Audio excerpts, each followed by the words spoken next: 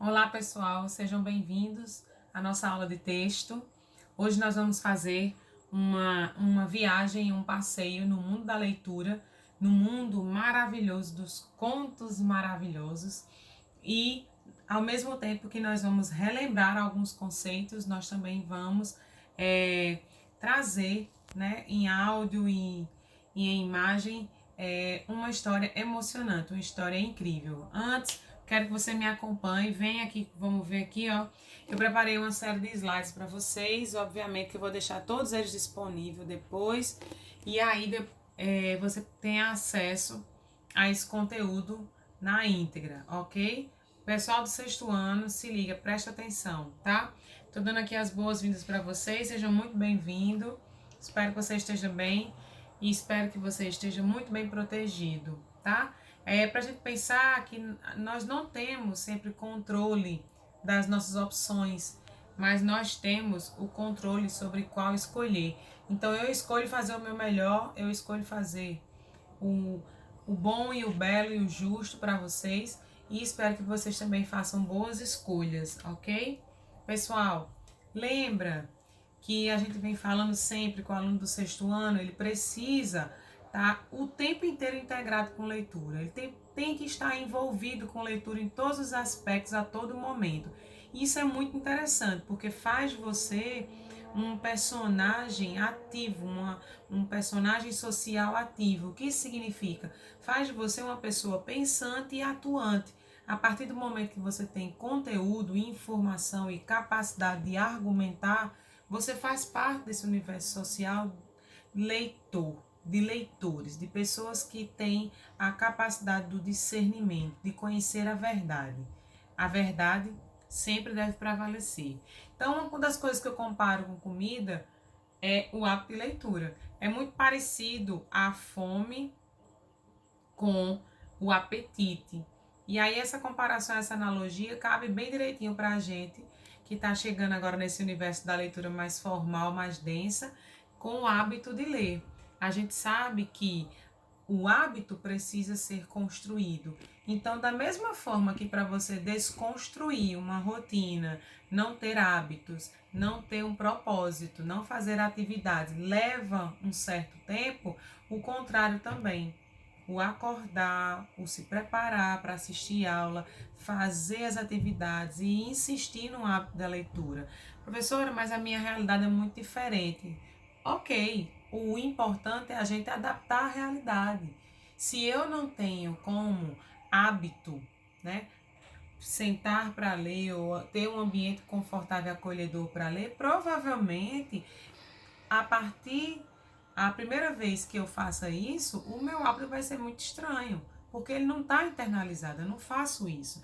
Então eu faço uma comparação com coisas que são importantes para a nossa vida. Primeira delas, fome e apetite.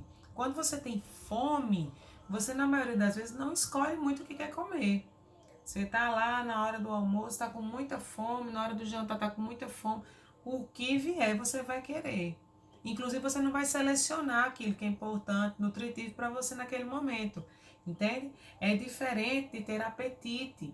Quando se tem o apetite, quando se tem a possibilidade de escolher, você vai exatamente naquilo que lhe agrada ou naquilo que é realmente interessante do ponto de vista nutricional. Então, como eu estou comparando isso com leitura, entenda, todas as vezes que eu tiver diante de um universo de leitura sem muita qualidade, sem muita escolha, sem muita seleção nutritiva, digamos assim, qualquer coisa vai me servir como leitura. E não vai me servir muito bem, porque nem todo alimento é para nutrir a gente, deixar a gente saudável e bacana.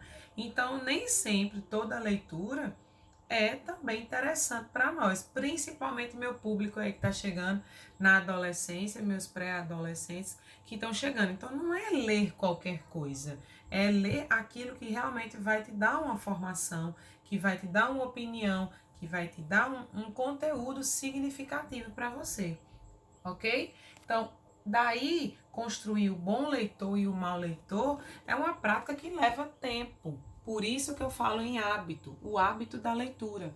Para você ser um bom leitor, leva-se um tempo. não é isso? Leva-se tempo para escolher o que você gosta de ler. Eu te pergunto hoje, chega aí pertinho de você e diga assim, o que você gosta de ler? Qual é o conteúdo de leitura que você gosta? Seja em áudio, seja em vídeo, seja no livro físico, um cheirinho do livro novo é impressionante. Mas para você construir a ideia de ser um bom leitor, no sentido de ler bastante, de ler com conteúdo, leva-se um tempo. O mau leitor também. Ou você acha que para a gente chegar a pensar assim, eu vou ser reprovado na matéria de texto, foi do dia para o outro? Não, levou-se meses para que isso acontecesse sem que você percebesse, ok? Vem comigo aqui. Então, eu vou te dar 3 conselhos que é a fórmula mágica. Eu já vi muita gente por aí atrás dessa fórmula mágica, mas eu não vendo, eu não dou, eu só vou dizer a vocês, tá certo? Então, presta bem atenção. Qual é a fórmula mágica para eu construir o meu hábito de leitura? 1. Você vai ler 5 minutos por dia, mas vai ler com um propósito. Você não vai ler a folha que está passando aí no vento e você pegou e vai ler, não. Não, não é isso. Qual é o seu propósito? Meu propósito é vocabulário. Eu conheço um número de palavras formais muito limitado. Então, meu propósito é vocabulário. Então, minha leitura é voltada para adquirir vocabulário. Não, o meu propósito é conteúdo. Eu não sei nada sobre a Inglaterra, sobre a Finlândia, sobre os Estados Unidos, sobre a União Europeia. Eu vou ler com aquele propósito e conhecer sobre tal coisa. Não, o meu propósito é que eu conheça pelo menos 10 receitas diferentes de culinária brasileira. Você vai ler com esse propósito, entende? Então, se o seu propósito é ler para uma prova, ler para fazer uma atividade, ler apenas para ter informação, 5 minutos por dia. Não passe disso. Não passe disso. É a primeira fórmula mágica. Vai chegar o momento de alguém na sua casa dizer assim, menino, solta esse livro. Menina, solta esse livro. Mas se você fizer os 5 minutos diários, todos domingo a domingo, certo? Dica boa. Depois do almoço, depois do jantar. É uma dica boa, na hora da digestão. No momento que tá entediado, é uma hora boa também.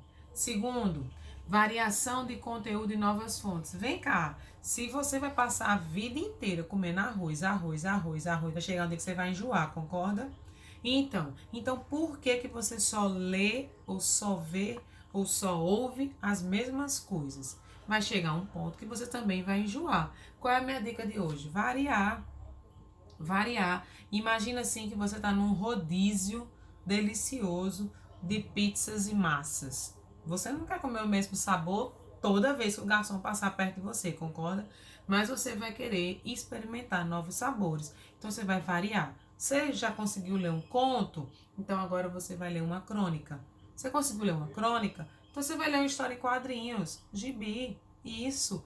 Você já consegue ler um gibi tranquilamente? Então você vai pegar um HQ. Você já passou por todos esses universos? Vamos ler num outro idioma. Vamos ler em inglês, espanhol, em francês, em alemão. Vamos variar essa fonte. Lembra, se eu não tiver um propósito, eu não vou conseguir essa variação que eu estou indicando aqui. Terceiro e último conselho da fórmula mágica. Terceiro conselho da minha fórmula mágica. Lembra que essa fórmula mágica eu não dou, não vendo, não empresto, só vou dizer a vocês que vocês são meus amigos, tá? Presta atenção. Tudo que você leu nesses 5 minutos diários, você vai recontar tudo ou parte do que viu ou ouviu para uma outra pessoa na sua casa. E aí eu vou pedir uma ajuda considerável das famílias, família Pio 11, família dos meus queridos do 6º ano, que é o seguinte: eu preciso que esse meu adolescente conte o que viu, o que ouviu, ele reconte, porque ao fazer isso, você vai estar adicionando informações que você absorveu, captou ou não captou. Porque se você vem me contar uma história, não sabe o que foi, quando foi, não sabe quem foi, nem por que aconteceu, então você não leu. Você apenas passou a vista na imagem, viu alguma coisa que achou interessante, mas não leu. Entende? Então, terminou a sua leitura, seus 5 minutos diários, você vai contar para alguém. Seja o irmãozinho pequeno, seja a pessoa que trabalha na sua casa, enfim, seu pai, sua mãe, sua avó, senta lá de diz, vó, seguinte, eu li uma história que fala sobre isso e tal coisa. Então, reconta a história. E você vai notar que a partir do seu terceiro dia fazendo isso, você já vai ter uma interação. Porque a pessoa com quem você contou a história, ela vai ficar curiosa. E ela vai ficar perguntando, e aí, Isabela, aquela história que você leu segunda-feira, como foi que terminou? Entende? Então segue lá a fórmula mágica, tá? E aí a gente vai entrar na nossa revisão na parte de conto maravilhoso. Lembra, conto maravilhoso é porque ele é lindo, maravilhoso, perfumado, cheiroso. Não, tem nada disso. Não é essa característica que a gente vai se deter, que a gente vai lembrar, certo? Conto maravilhoso, assim como a fábula, o mito, a lenda, né, pertence originalmente à tradição oral. O que isso significa, Isabela? A história chegou até você inicialmente por alguém que te contou. Seja o avô, seja a avó, o pai, veio de uma geração anterior à sua. Então a história, na maioria das vezes, ela é passada tradicionalmente oral, certo? Oral. E aí o conto maravilhoso, ele tem uma característica muito interessante, que ele é uma narrativa, é uma história contada, inicialmente ela é narrada, passada de geração em geração, mas é uma narrativa de curta extensão. O que isso significa? A história, ela é curta. Início, meio e fim é curto. Não é uma história que vai durar, normalmente não é uma história que vai durar 5, 6, 7 capítulos. Ela é uma história curta. Na maioria das vezes ela vai ter um capítulo só, o início, meio e fim, entende? Então ela tem um número reduzido de personagens, um número reduzido de ações, mas é uma história com início, meio e fim. Ela é uma história completa, organizada, mas ela não é longa, por exemplo, como um romance, que tem capítulos, né, trilogias e por aí vai.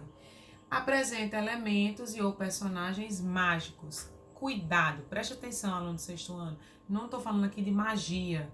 Não estou falando de magia mágica. Não, ela tem dentro da história um elemento mágico. Esse elemento mágico, ele vai ser responsável por transformar a situação ou a vida de um dos personagens. Obviamente que esse personagem, ele está dentro de um conjunto de outros personagens que vai acabar desencadeando mudanças em todos eles. Mas o elemento mágico é aquilo que faz a transformação do personagem. É aquilo que muda o curso da história dele, certo? Apresenta geralmente o final feliz. Não é uma regra. Não tem viveram felizes para sempre, certo? Não tem isso. Ele pode ter, geralmente tem um final feliz. Até porque a função do conto maravilhoso é entreter a gente, divertir. O entretenimento vem há muito tempo como objetivo.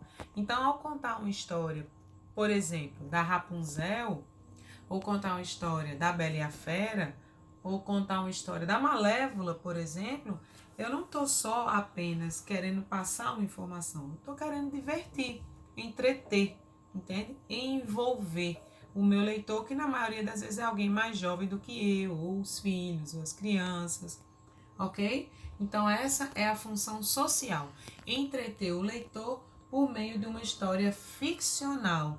Não é verdadeira, ela foi contada, narrada com esse propósito.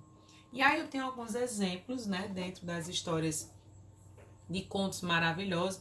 Alguns já foram adaptados para o cinema, para o desenho animado, já viraram um filme, já viraram várias versões da mesma história de filme, mas enfim, a gente tem a Bela e a Fera, que são os clássicos, né? O Sapateiro e os Duendes, eu acho que vocês devem lembrar de alguma dessas histórias.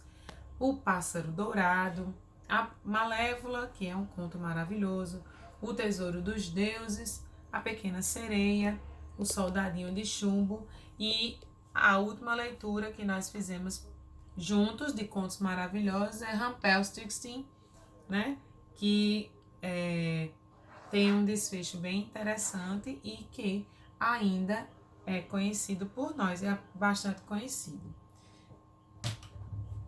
Aqui eu coloquei para vocês darem uma olhada nas 3 histórias Gente, dos 3 contos maravilhosos que nós tivemos acesso à informação propriamente dita, inclusive no nosso livro, no SM, né, nós temos a informação deles. Eu tenho o Sapateiro e o Duende, né, e os Duendes, no caso. Eu tenho o Rumpelstiltskin, que era transformar palha em ouro. Você acha que vocês devem lembrar dessa história. Caso a princesa não conseguisse transformar a palha em ouro, o bebê dela, o filho dela, deveria ser capturado. Enfim, o sapateiro e o duende, né? Os duendes, que o sapateiro, o casal de sapateiros falidos, sem condições de trabalho, só restava-lhes um único par de couro para que fossem confeccionados. E durante a noite os duendes vão lá e preparam perfeitamente, né, o par de sapatos e é vendido o mais caro de todos. E isso faz com que o sapateiro não fique sem o seu sustento. E a nossa queridinha Malévola, a Malévola, que a gente tem a história da Bela Adormecida, não é isso? Com a característica de envolvimento da magia, dos elementos mágicos, mas a característica principal é mesmo da Bela Adormecida, e são essas 3 histórias que nós tivemos contato e agora estamos retomando aqui nessa aula, ok?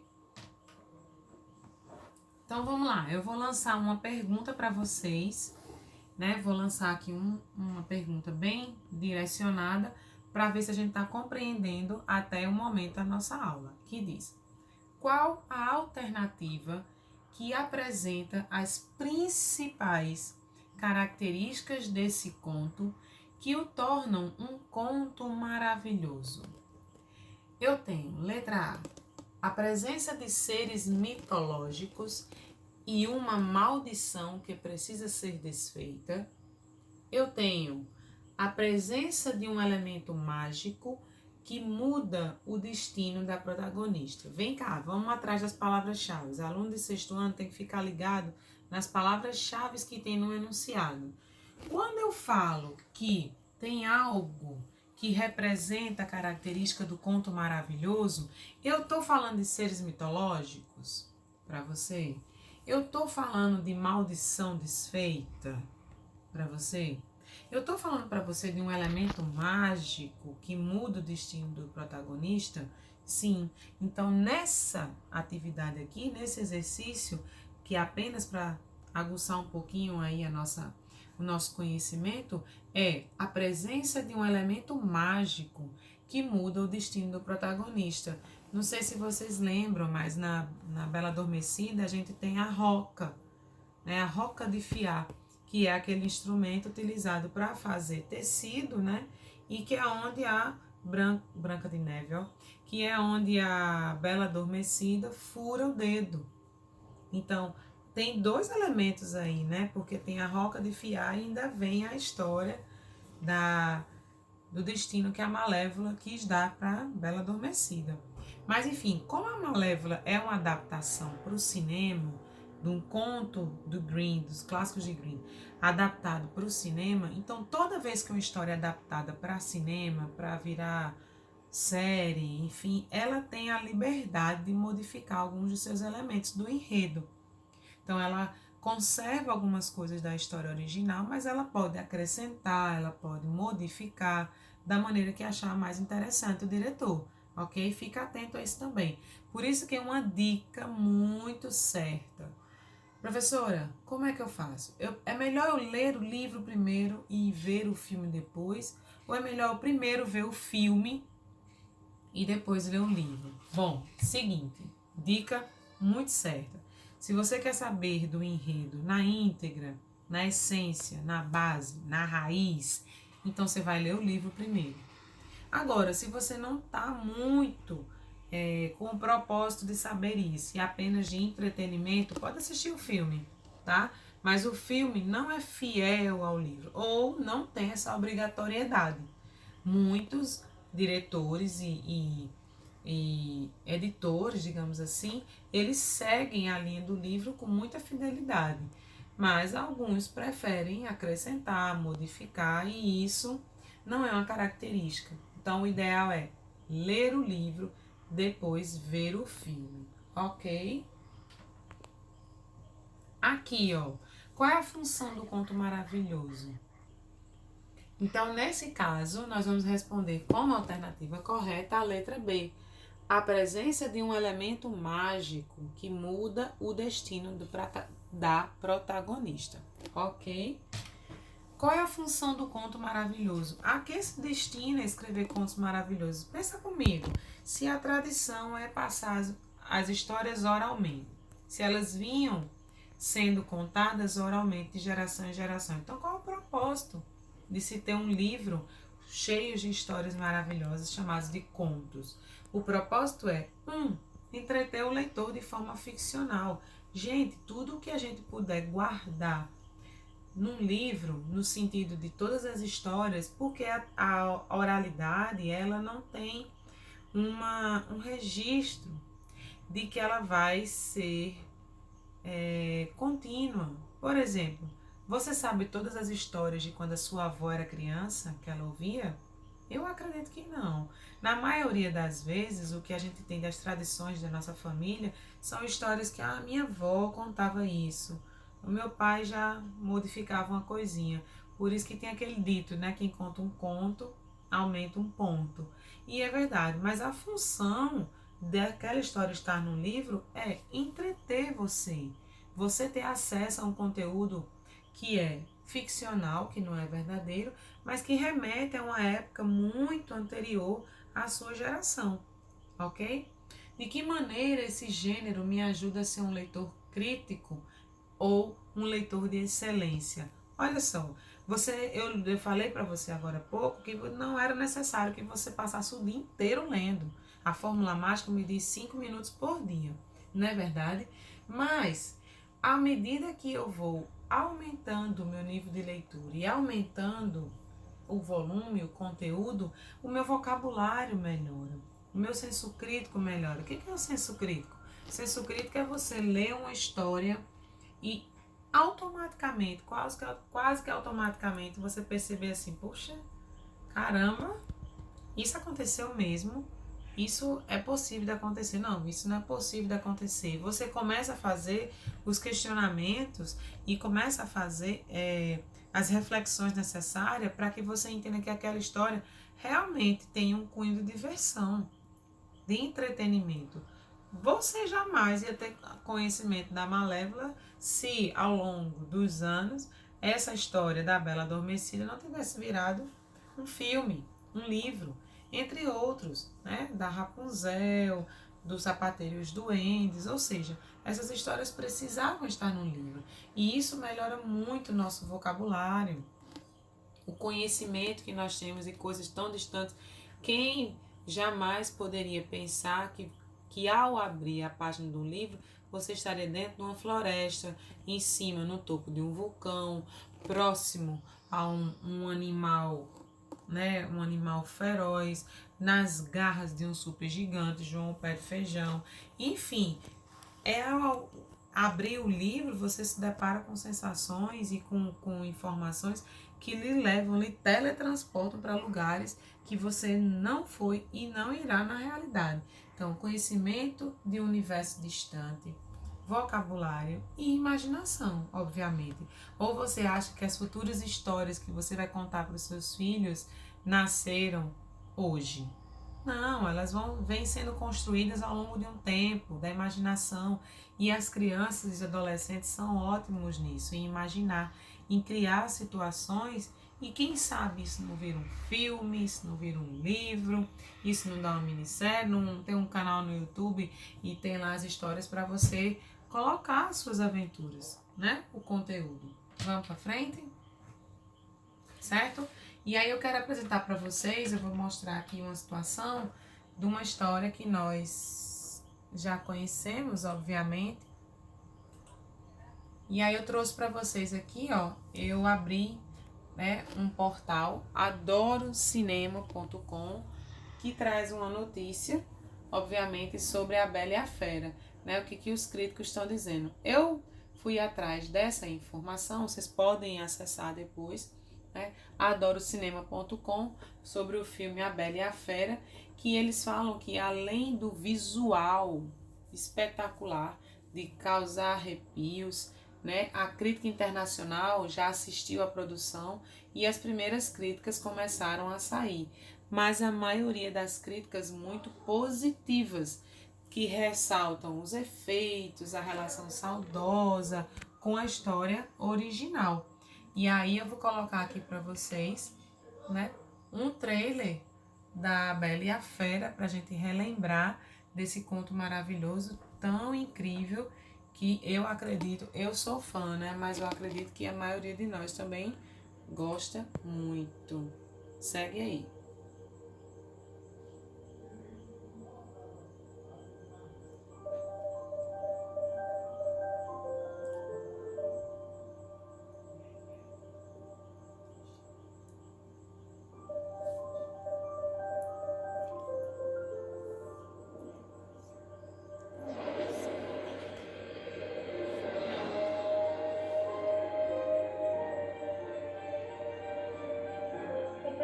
Bela, você tem que ir embora daqui. Esse castelo está vivo.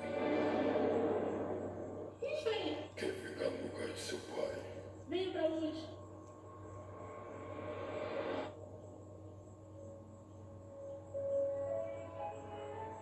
Mostre-me a garota.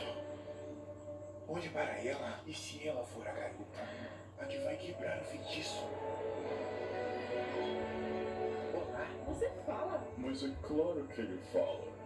Olá, é muito prazer. Mas não é tão terrível como dizem.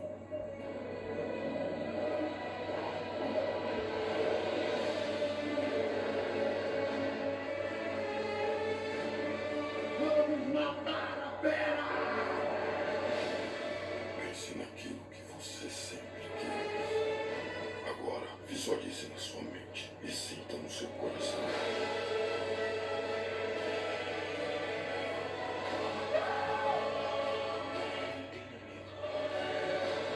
Não estou com medo.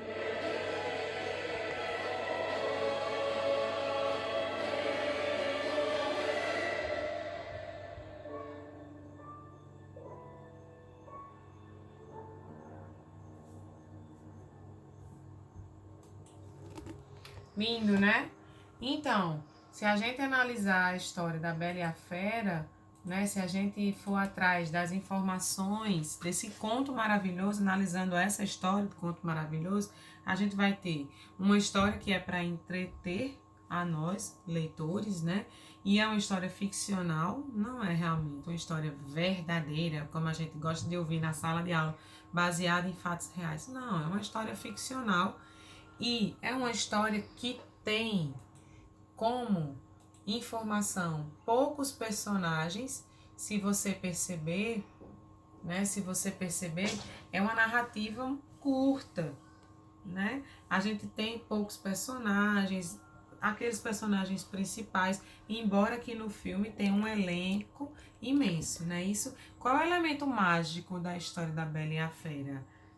Quem tá aí pensando sabe, o elemento mágico é a rosa. É a rosa quem faz toda a transformação, tanto da fera quanto da Bela, né? E é isso aí. Então, pessoal, eu espero que vocês tenham gostado da aula de hoje. Espero que vocês tenham se encantado mais uma vez por Conto Maravilhoso. Que façam uma leitura bastante significativa todos os dias nas casas de vocês e com propósito. Eu espero vocês até a próxima aula. Tudo de bom e até a próxima. Olha aqui, ó, uma mensagem para vocês. Nem todo dia é bom, mas existe algo de bom todo dia, ok? Espero que vocês tenham gostado e até a próxima aula. Um abraço.